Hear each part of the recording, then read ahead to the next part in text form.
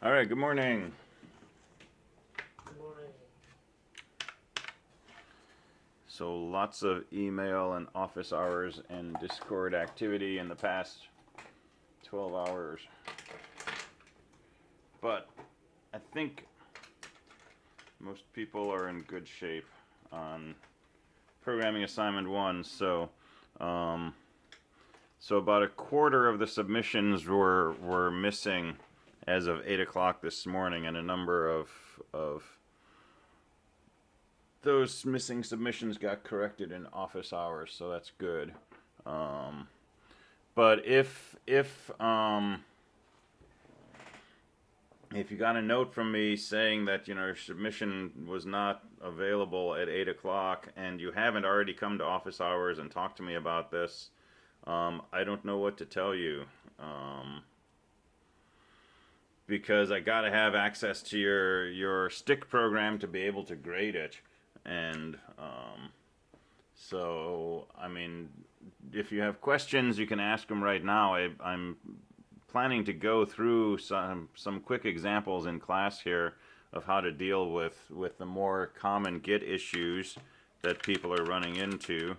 Um, but hopefully, this got cleared up week 1 with homework 2, right? That's the whole point of homework 2, was to nail down the Git component. Um, but if you do, git init or git remote add origin in a directory other than CSE224, then things can go wonky. So I'll talk about ways that you can deal with that wonkiness, potentially. But yeah, so let's run through some stuff. Let's see. So, Yeah, go as ahead. long as we got 20 points on homework 2, that means you have full access to our GitHub, right? It means I have access to your GitHub as long as you didn't change anything. For Okay. PA1, you need to have a subdirectory under CSE224 called uppercase PA1, and underneath that, you need to have your stick program called lowercase stick, STICK. And that's what my download check was checking for this morning. So if Okay. one of those things didn't happen, then you got an email. Let's see. You got a question about SLP.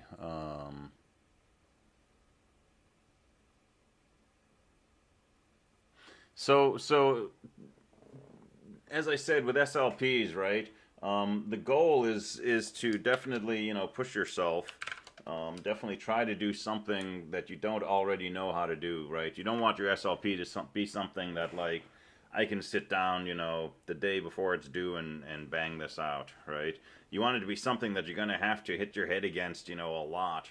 Um, but if you pick something that's really ambitious, like I'm going to make, um, you know, uh, uh, vision processing system that will tell me, um, when there's a parking spot available, and will talk to my self-driving car and have it go park itself, right?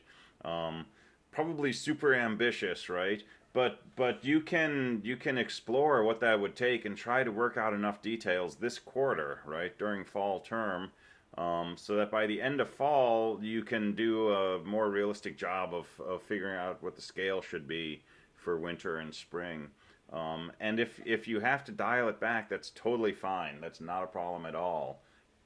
But you should avoid, you know, I'm going to conquer the world in fall. I'm going to conquer the world in winter. I'm going to conquer the world in spring.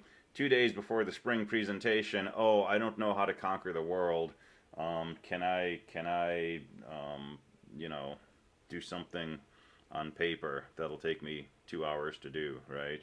So you want to be trying to, like, course correct along the way and do a lot of course correcting during the next several weeks of fall term, so that hopefully by the end of this term you've got a pretty good belief that what you're proposing for winter is well within your grasp, but still challenging enough that it'll take you another half a year to accomplish. So it's really, this is the time to be sort of like figuring out where to set the goalposts. And you don't need, you know, a final product in the end either, right? Your whole thing could be to come up with, you know, the framework for something or the initial steps for something, that kind of thing, right? And this is why, you know, when you submit your proposal, I'll look at it and I might give you some feedback, like let's make this more specific, or you know, something like that. Feel like my project would take a bachelor's and a smart team to develop. That's cool. If it looks up front like, you know, this would be fun to work on, but there's no way I believe that I can do this, well, let's go ahead and scale it back a little bit then up front, right? But if it's like, you know, I really, really want to do what it would take to make this happen, I don't know if I can do all of that or not, but I really want to try, right? If that's seriously going to be your goal, then I'd say that's good. Let's look at that proposal and probably run with that. There's so many things out there that have been sort of put together already.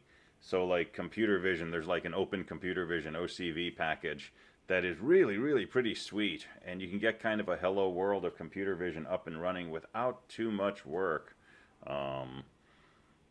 There's machine learning APIs and there's machine learning hardware that's pretty accessible that you know, you don't need to take, you know, a year of MIT courses on machine learning to be able to make something that, you know, will tell you when your cat has walked into the room, right? I mean, so much of this stuff is out there and available for use, and so much of it is open source, right? It's a wonderful playground to be working in. So you can definitely have fun with the SLP.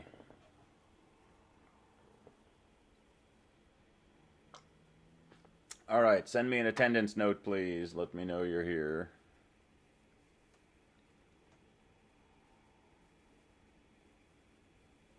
So other questions? So if we didn't get an email from you, it went in just fine, right? Yeah, I'm pretty sure there were only 15 issues, and I counted 15 emails, so you should be good. I am curious if we are going to be learning how to properly build functions and maybe like put them somewhere else and connect them to them, because it was like C, I could do that, but with Bash I didn't know how to do that. Let's see. Yeah, we can do that. On the attendance ping, make sure you use a dash, not an underscore. Underscores won't get picked up. So you can write functions, you know, inside your script, but I'm pretty sure if you put your functions in another script, you can get to those. But let's talk about subshells. So Bash is a little funny this way. Well, Bash is funny in a lot of ways. So, you know, I can say x equals 12. I can echo $x, and, you know, x is equal to 12. Okay, let's say I make a script called setx, and I say x equals ha ha ha. And I'll echo $x. All right. So right now, x is equal to 12. I'm going to run this program, setx, the script which will set x equal to ha ha ha, and then show me the value of x. So I'm going to say setx, and it runs the script and it tells me x is equal to ha ha ha. But when I echo $x, it's still equal to 12. All right. So what's happening here is that when you run a script like setx, you're actually creating a whole new instance of Bash. Right? So I'm sitting here at my usual login session, and here's Bash.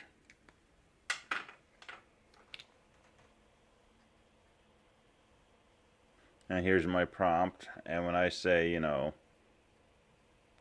run some script, it creates a whole new version of Bash, and it runs my script inside there. And when my script is done, when it hits the end or it hits an exit command, it returns, right, and I come back to my prompt. So when I said x equals haha, that's happening inside this program called bash, but that instance of bash. And when I come back, right, my x hasn't changed. So, so one way around that, and this can be a little tricky, is to use the keyword source. And instead of just saying, set x, if I say source set x, that will read the file set x, and it will execute each line from this instance of bash. And now if I echo $x, it's equal to haha. So when I say source set x, it's effectively as if I had typed this and then typed this. Whereas if I say set x, it's basically saying, let's start a new bash shell. Let's type this, and then let's exit that bash shell.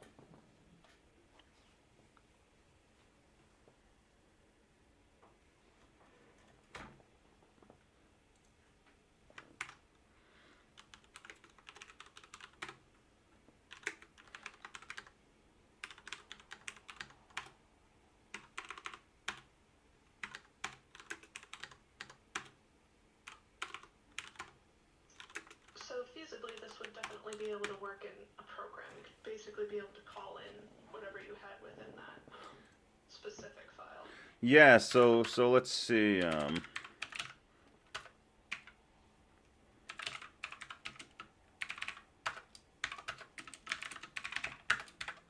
All right, so let's make a file called myfun. I'm going to put all my functions in this file. So one of the functions I'm going to define is called haha, and it just says haha. So let's so if I say myfun,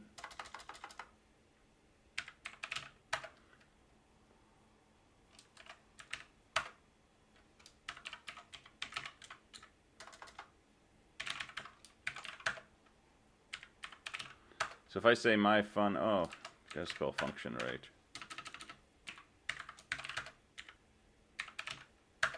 Right, and then I try to say haha, it doesn't work, right? Because myfun ran in a separate shell. But if I said source myfun, now I've got this haha function available at my disposal. So in my script, I could, if somewhere in the beginning, say source space the name of the file that has all my functions in it, and then those functions are accessible.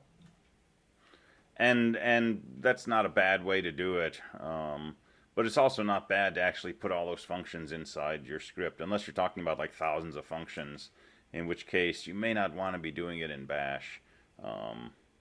But either way. So basically what you're doing is you're taking a bash script and you're setting it as part of this session of bash you're currently in, right? Yep. Okay.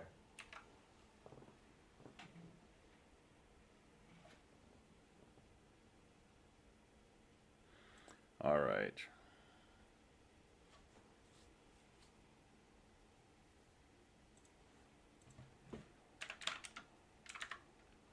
One sec. You could use this for importing stuff too, right? Basically, yeah. That's kind of what's happening when you say source. You're sort of like importing those statements into your current shell. And if you want to go the other direction, since we're here, so let me go ahead and throw some tags on here.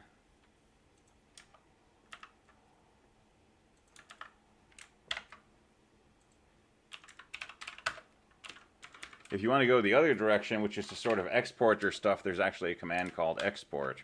So for example, I can set x equal to this is fun. And if I echo $x, it says this is fun. Suppose I start a new bash shell and I say, what's the value of x? Well, it doesn't have a value. Because every time you start bash, by default, you've got a whole new set of variables, right? Everything's sort of reset to the beginning. which means if I ran a script that was just supposed to show the value of x, right, it wouldn't work. So if I say export x, right, that's going to set up x to say, hey, if you create a new shell, go ahead and let that shell inherit the value of x. So now if I started a new bash shell and I say export x, it's got my value for it. So if you want to bring things in from a subshell, use the source command to execute that script. And if you want to export things to other subshells, use the export command in front of the name of the variable you want to export. And those are kind of subtle nuances, but they're useful sometimes.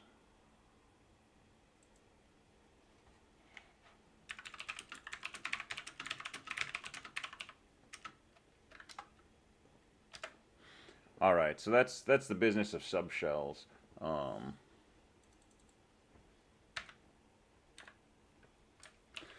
So let me talk a little bit about some Git gotchas. I mean, I think people have written entire blues songs about Git. If not, we should do that. But let's see what can happen. So let me get myself a good workspace.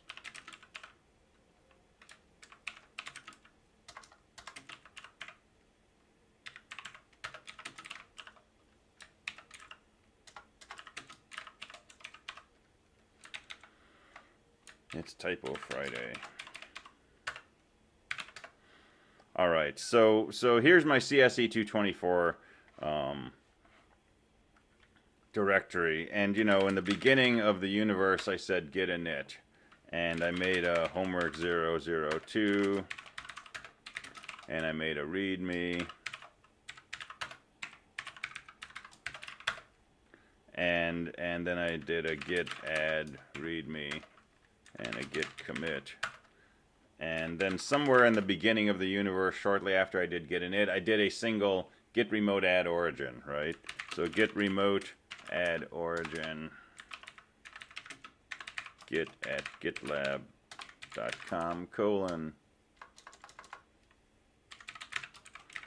your git user ID, and then your git repository. So now I can say git push origin master, and that should show up over there.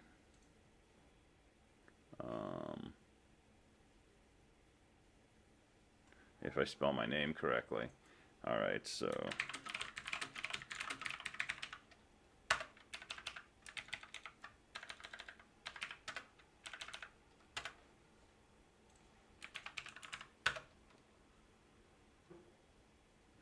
all right, so here's the first gotcha you can get into is you've already done something on Git, and what you're trying to do now is not sort of in harmony with it. So Git works really well if you do the following. You've got your repository on your local machine, you've got your repository in GitLab. You do some stuff here, you push it to GitLab. You do some stuff here, you push it to GitLab. You delete some stuff, you push it to GitLab. You add a new directory, you push it to GitLab. If you're keeping that kind of behavior, things should work perfectly great. Okay? If you do some stuff and you do some stuff and you do some stuff and then you try to push it to GitLab, that's probably going to work too. But if I do some stuff and I do some stuff and then I get rid of all of this stuff and I do another git init and maybe I hop onto another machine and I do some git stuff and I do all this kind of stuff and then I try to push, Git's going to throw its hands up in the air and say, what are you trying to do, right? So really the goal is you want to keep GitLab in sync with what you're doing locally on your own machine or on the Linux server, right? And this is one of the reasons why I'm saying, push your work over frequently. I would say any time that you've been working for a little while and you're done and you're walking away from the keyboard, push your stuff into Git, right? It's good in case your computer fails or someone walks in and leaves with your hard drive, but it's also good for keeping things in sync. And maybe you hop onto a different machine and you start trying to do Git. Well, if you did not push your last changes over to Git, you're going to get this weird behavior. So what do we do about this? So I'm going to log on to GitLab, and I'm going to do this off screen in case I accidentally show you my password.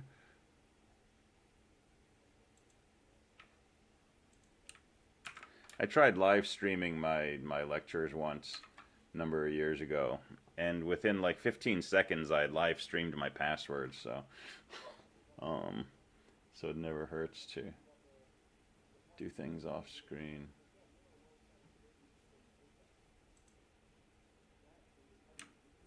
All right, so here's what my GitLab looks like, right? And I have a CSE224.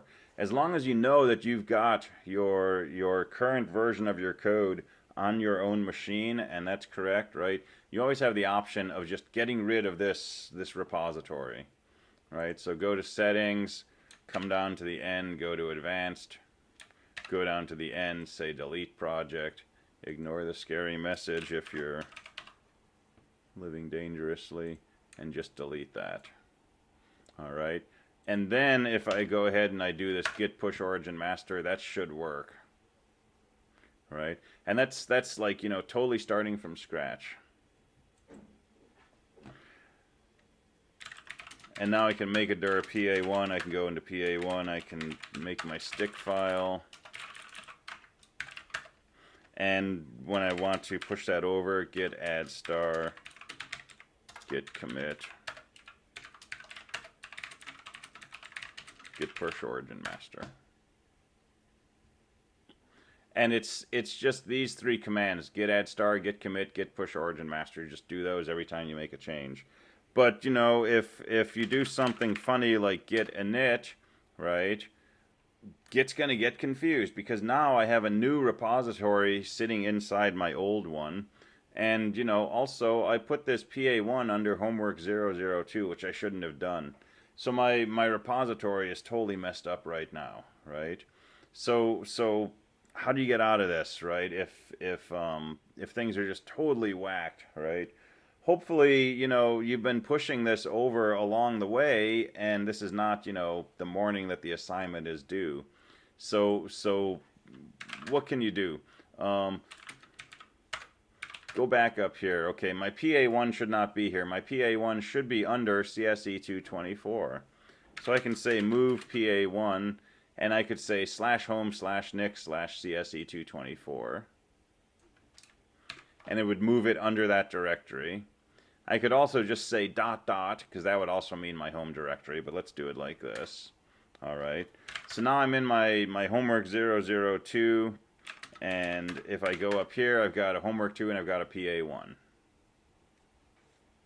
All right, let's go into PA1. There's my stick program. If I do an ls-a, there's a .git. That's because I did a git init in here, and I shouldn't have done that. Okay, so if you're very careful, you can do this command: remove, recursively forcing it to remove all files .git. But be really careful whenever you type in rm-rf, because it doesn't ask for confirmation. And if I did rm-rf, CSE224, my entire CS224 directory goes away. And there's really no way to get it back. So I'm going to remove this .git file.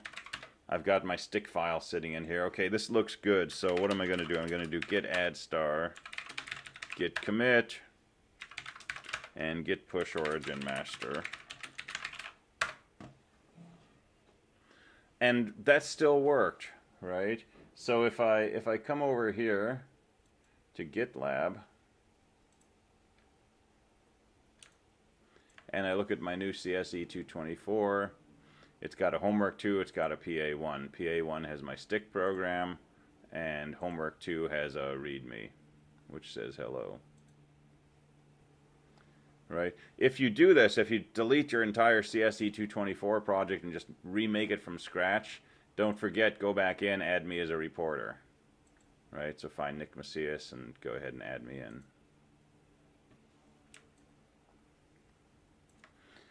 If things get totally whacked, if you've tried these things and you can't come into Office and so on and so forth, here's a final option, right? Go into your home directory, and first thing, just move your CSE224 out of the way.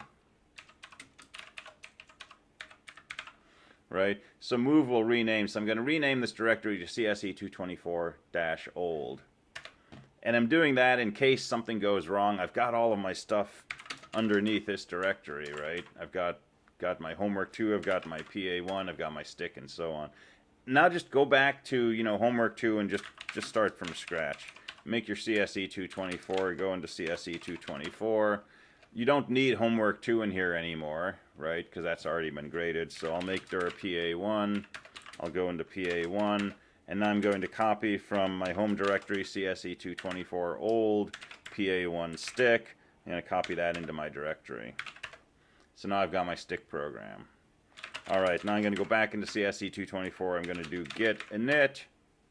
I'm going to do git add star. I'm going to do git remote add origin.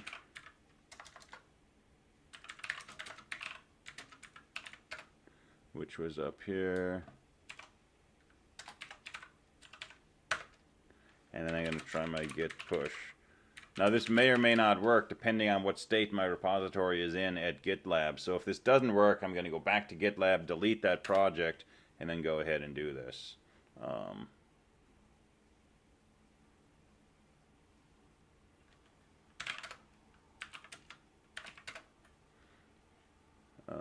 Let's see.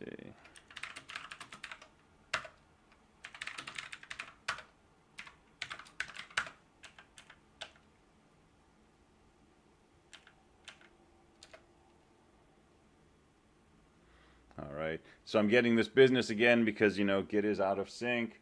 So I'm going to go back into my project. I'm going to go to settings, and go down to the end, go to advanced, go to the end, go to delete, read the scary message, and delete the project. All right, and now I can go ahead and I can push. Go back to the project on GitLab, add me as a reporter, and you're back to, you know, square one basically. But you've got your code in Git, and then just, you know, be cognizant going forward. You want to work on PA2, make a directory PA2. You know, here's my hard. Go into PA2. I'll make my new project called haha. Right? I want to push that into Git. What do? Git add star, git commit, git push origin master.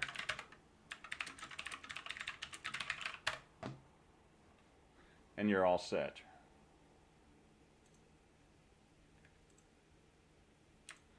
So come back to GitLab, double check CSE224. I've got PA1, I've got PA2.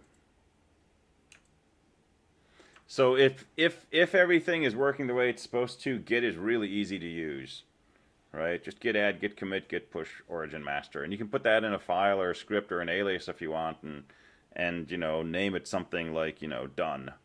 Well, done's a keyword in Bash, but, you know, name it something, go or something like that, and then you know, work on your code a little. You're at a stopping point, just say go, and you don't have to worry about it, right? But if something goes wrong, right, that's some stuff you can do to try to patch it up. All right, let's see. I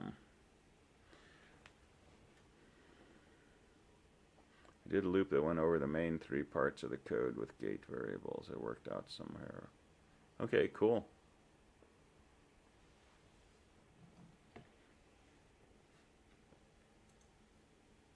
All right, so any questions on any of that? Git? Well, I have a question regarding about subshells. Can you kind of explain to me about how the subshell works again? Because I kind of got lost through what you're saying. So basically the idea is that if I go into Bash, right,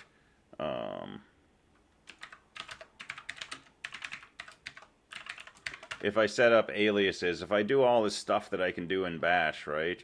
When I come out of bash, right, all of this stuff is gone, right? It runs inside this instance of bash that I created, but when I exit and I come back to my original, right, those commands have had no effect. So you know, it's like going to Vegas, a bunch of stuff happens. You come back, it's like none of that stuff happened, right? So same thing happens when you write a script, because a script runs as a separate bash shell. So anything that happens inside a script disappears when that script exits. So for example, let's say I wanted to you know, make a script to set my prompt. So you can set your prompt by setting PS1 to something. So I'm going to set PS1 to go, followed by some carrots, right?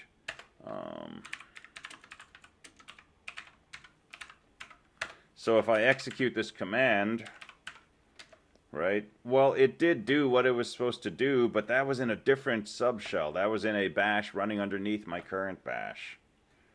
And this statement, you know, was executed in another version of bash, another instance of bash. So if I want this to be executed as part of my current bash session, I just use the source command. And if I say source set prompt, it acts as if I actually type this in this current bash session. And so when this source command is done, right, those things that happened in this script have still happened. So I've changed my prompt now to, you know, something else.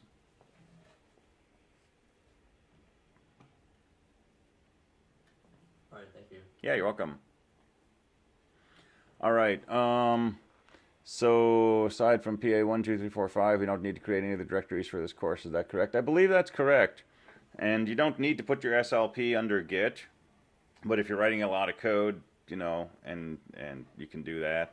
Or you can make your own Git repository. But yeah, we're only going to have those 5 big programming assignments that will be submitted through Git. So you only need those directories. So if you want to make those right now, that's totally cool.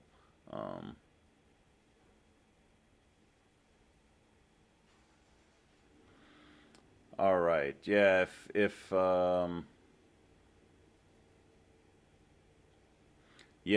you added some comments and forgot to push, go ahead and push now. Go ahead and do that. All right, other questions?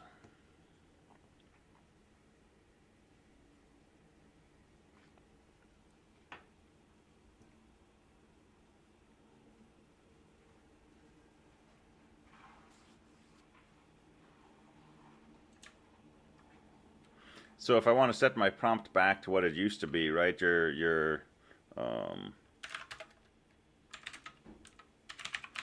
a file called .bashrc, which is sourced every time that you start bash.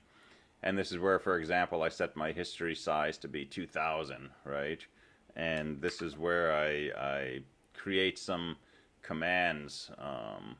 Here's the script that I use to scrape the attendance chats, right? So I don't have to type all of this in. I can just say clean, followed by the name of the file that has the attendance chat, and it will pull all of the information out for me.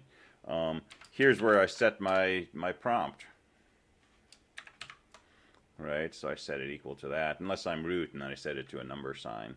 So if I want to get back to my prompt, right, I could do .bashrc, but you know that's going to happen from another subshell. Awesome, cool. So if I want to make this stuff happen right here, I can source it. And now all of my code in my bashrc just got executed, including the code that sets my prompt to show me my command number. So that's seems like a decent way to like reset your prompt, right? Yeah, yeah. Or I could have logged out and logged back in, same thing. And you know, sometimes it's nice to know if you're the root user. So if I turn into root, I become a number sign. We haven't talked about root users, have we? So bash, you've basically got like 2 states. You can be a normal user or you can be a super user. right? And the super user basically can do anything they want to everything. So file permissions don't apply to the super user. And by default, there's a user called root who is the super user. That is what super user means. It means their user ID is root. And so if you log into a Unix system as user ID root, you can do anything you want to any file on the system. And all of the devices on the system, the hard drives, the network interfaces, all of that stuff, those are all files. So you have basically complete control over the system. So you don't usually have a login for user root, because if somebody happened to guess the password, you'd be in trouble. But you can use a command sudo, which is super user do, which says as the super user do the following command. Well, I said as the super user do the command bash. So now it's effectively as if I had logged in as root, and I have access to, you know, every file on the system. And so I changed my prompt to be a number sign, right, so that I don't accidentally do something boneheaded that, you know, would be a really bad mistake if I had the permissions to, you know, delete every file on the system, for example. And how do I do that? It's, you know, it's just what we're doing in our bash programming, right? Who am I is a command that tells me who I am. So if I say who am I, it tells me I'm Nick. If I'm the super user and I say who am I, it tells me I'm root. So who am I inside back quotes gets replaced by what the who am I command generates, in this case NICK or ROOT. And so this says if the result of running who am I is equal to root, then set my prompt to a number sign. Otherwise, set my prompt to this, and the \! means put in the command number, right? So this is you know, straight off the bash how-to guide, but you know, we can use this stuff for all kinds of things.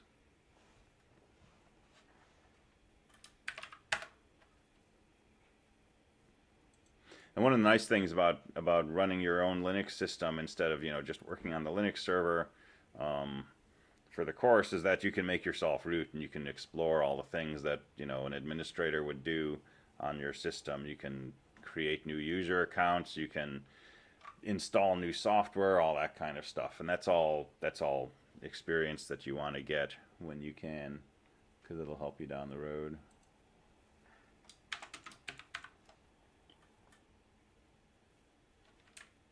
All right, well, big gear change. Let's talk about C. So we're going to leave bash for a little bit. We'll keep working, you know, in bash, but I want to start looking at C and start digging into a few things. One is kind of demystifying some of the things that we do when we write a C program. Number sign include, you know, main paren, or the dreaded argc argv, right? I want to start digging into some of these things and try to get a better understanding what makes up a C program, why we do these things in C, and so on. And I also want to start expanding our ability to write code in C. I want to start looking at more controlled ways to do input to a C program. Both from runtime inputs and from command line arguments. And we're going to spend a few days doing this, and then we'll talk about programming assignment 2, which I'm pretty sure I'm just going to do your stick game, but you're going to do it in C. And I'll make some changes to it, but it'll be the same thing. So we won't have to learn a new problem domain, right? It'll be what we've already been working on, but in a different language. So so let's dig into C a little bit. And so I'll start posting some ODPs on Monday to go along with all of this. But let's do a first foray into this.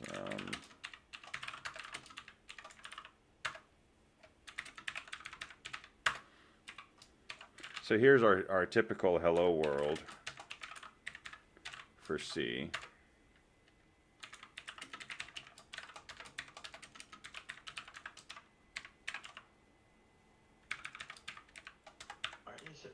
do int main for operating systems? You can do int or you can do void. If we can do int, but then it's going to make me return something. So, but let me do int. And we'll play with that. All right, so there's my hello world program. And so how do we compile it? So one way to compile this is just gcc hello.c. And when you do that, you get this file called a.out. And if you say a.out, it executes your program for you. All right, so you'll see me do gcc-o a lot. So let me get rid of a.out. GCC is you know, a command. It's a program. It's written in C, which is awesome. And it has a bunch of switches that you can put on it. So, you know, a switch is usually a dash followed by a letter, or maybe 2 dashes followed by a word. And it modifies the behavior of a program.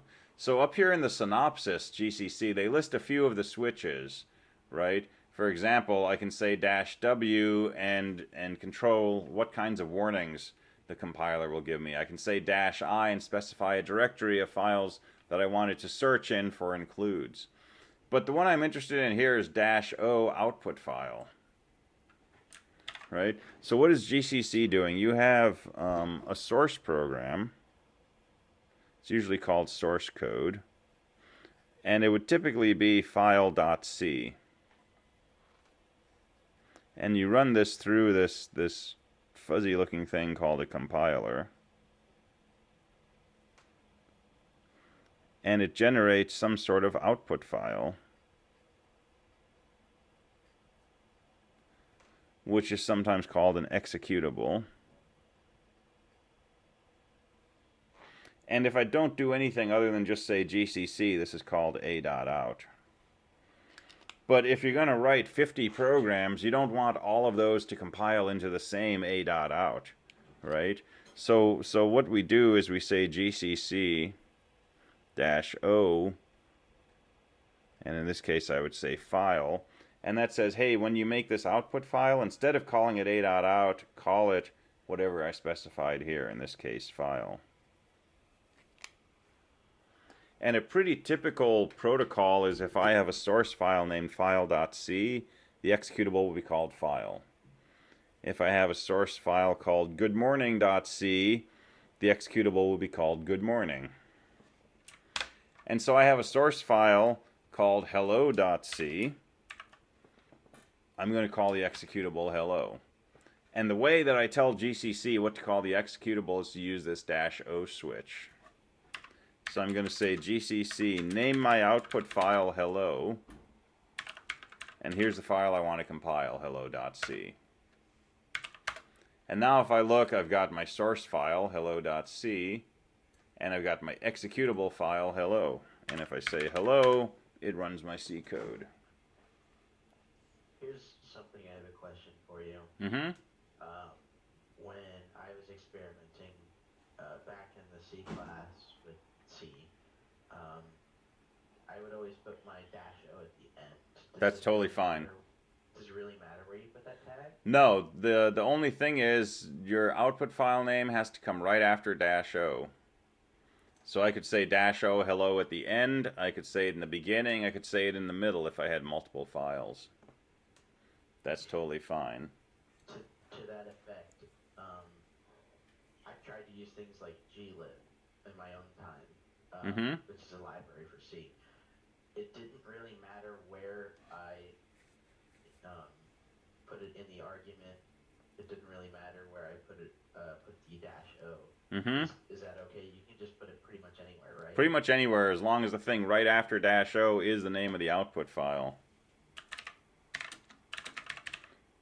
But don't do this, right? This is a really heartbreaking mistake.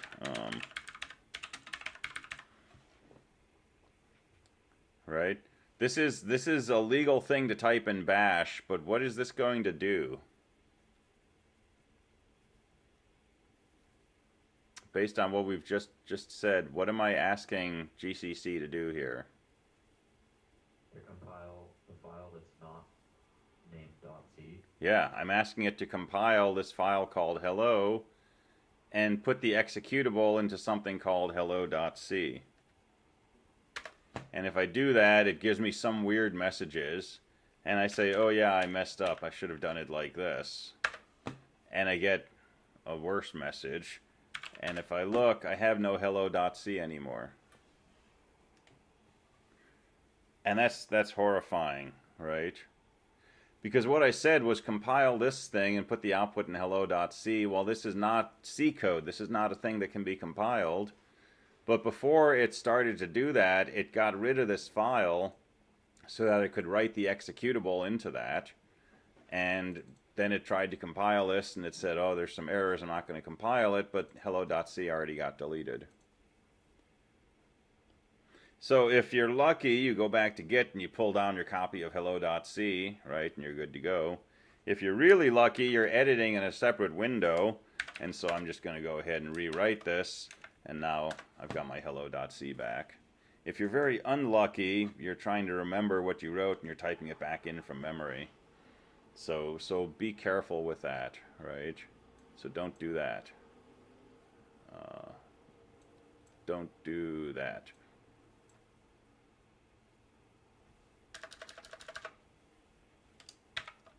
All right, so that's basically how we compile. Now hello.c is not something that I can execute, right? By default, I don't have execute permission. And if I give myself execute permission, I'm going to get really weird stuff here, right? Because when I say hello.c, what's happening? Well, my current shell bash is trying to execute these statements. So this is a comment. It ignores that number sign include. And now it's trying to execute the statement int main paren paren. And, you know, bash doesn't know how to do anything with that. It'll say unexpected token near paren. But if you're unlucky, you might have some things in your C program that bash actually will do something with, and who knows what might happen, right? So don't try to execute your source code. Compile your source code into an executable file like hello, and then run your executable. And that may be obvious to you after CSE224A, but you know, think about your mindset at 3 a.m. after you've been working on a program for 15 hours, right? It's easy to make mistakes like that. All right, so every program needs a function called main, and integer main is declaring a function, right? So when you say int main paren paren, you're declaring a function. If I don't call my function main, if I call it haha main,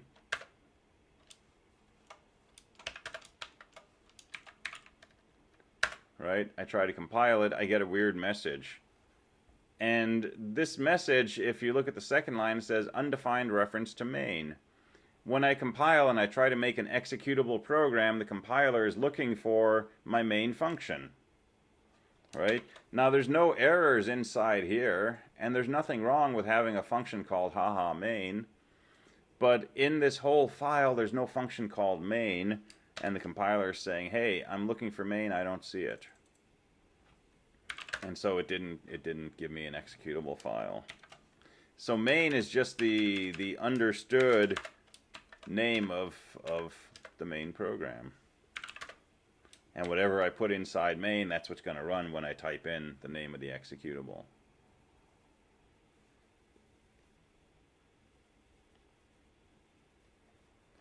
And we can think of this as kind of like a function that's being called from bash. And if I say something like return 17, right? Well, it runs hello. Where is that 17 going? That's like the return value from the function. And if I want to know what the return value was from main, I can look at a special variable called $? And $? shows you the return value from the previous command, in this case 17. If I look at it again, it'll show you the return value from the previous command, which was echo, which was a 0. So eventually we'll be able to do things like, from a shell script, execute C code, and from our C code, return information back to the shell script. Running the script, we just use the name of the script. Returning it, we're going to use this idea of a return value. All right, send me a final attendance note if you're here, and we'll call that good for the week. I will see you next time. See you later. All right, take it easy. See you later. Have a good day. Thanks, you too. Hey, Nick. Yeah.